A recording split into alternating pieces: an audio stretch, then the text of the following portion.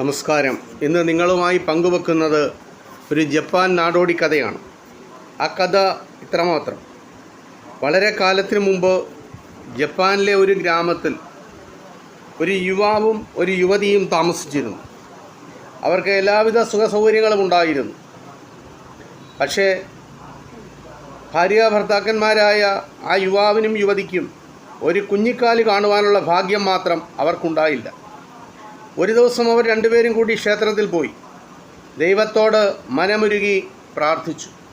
ആ പ്രാർത്ഥന ഇങ്ങനെയായിരുന്നു: കരുണാവത്സലനായ ദൈവമേ, ഒരു കുഞ്ഞിക്കാല് കാണുവാനുള്ള ഭാഗ്യം നീ ഞങ്ങൾക്ക് തരണമേ.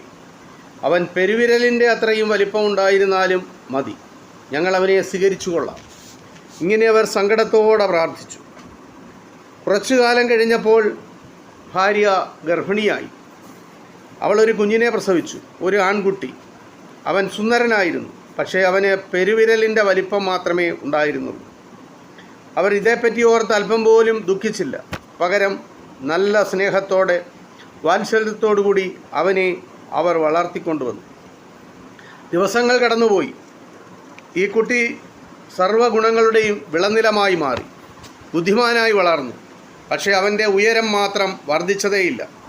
അയൽക്കാരുടെയെല്ലാം കണ്ണിലുണ്ണിയായി അവരെല്ലാം അവനെ അതിരറ്റ് സ്നേഹിക്കുകയും ചെയ്തിരുന്നു.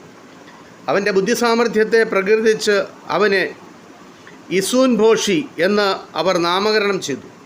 ഇസൂൻ ഭോഷി എന്നാൽ ജപ്പാൻ ഭാഷയിൽ തീരെ ചെറിയ സൂര്യൻ എന്നാണ് അർത്ഥം. തീരെ ചെറിയ സൂര്യൻ എന്നാണ് അർത്ഥം. ഒരു ദിവസം ഇസൂൻ തലസ്ഥാനമായ കയോട്ടയിലേക്ക് പോകുവാൻ തീരുമാനിച്ചു. മാതാപിതാക്കളെ സമീപിച്ചവൻ പറഞ്ഞു: ഞാൻ കയോട്ടയിലേക്ക് പോകാൻ ആഗ്രഹിക്കുന്നു. അവിടെ പോയി സകല കലകളും പഠിച്ച് ഒരു സർവകലാ വല്ലഭനായി മടങ്ങി വരണമെന്നാണ് എൻ്റെ ആഗ്രഹം. അതുകൊണ്ട് ദയവ് ചെയ്ത് അമ്മയും അച്ഛനും എനിക്കതിന് അനുവാദം നൽകി എന്നെ അനുഗ്രഹിച്ച് യാത്രയാക്കണം.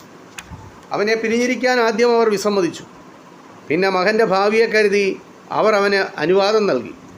തയ്യൽ സൂചി കൊണ്ട് ചെറിയ ഒരു വാൾ ഉണ്ടാക്കി. ആ വാൾ ഇടുന്നതിനായിട്ട് വൈക്കോൽ കൊണ്ട് ഒരു ചെറിയ ഉറയും അവർ ഉണ്ടാക്കി കൊടുത്തു. അത് ഉടുപ്പിൽ തിരികൊണ്ട് ഇസൂൻ യാത്ര പുറപ്പെട്ടു. പല ദിവസത്തെ യാത്രയ്ക്ക് ശേഷം അവൻ കയോട്ടയിലെത്തി. നഗരത്തിലെ തെരുവുകളിലൂടെ ചുറ്റിയലഞ്ഞ ഇസൂൻ ഒടുവിൽ ഒരു വലിയ വീടിൻ്റെ മുമ്പിൽ വന്നു നിന്നു.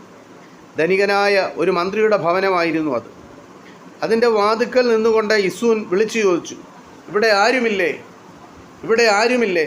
ശബ്ദം കേട്ട് ആ വീട്ടിൽ നിന്നൊരു പരിചാരകൻ പുറത്തു വന്നു. 4 വശത്തും നോക്കി, ആരെയും കണ്ടില്ല. അവന് ആശ്ചര്യം തോന്നി. അപ്പോൾ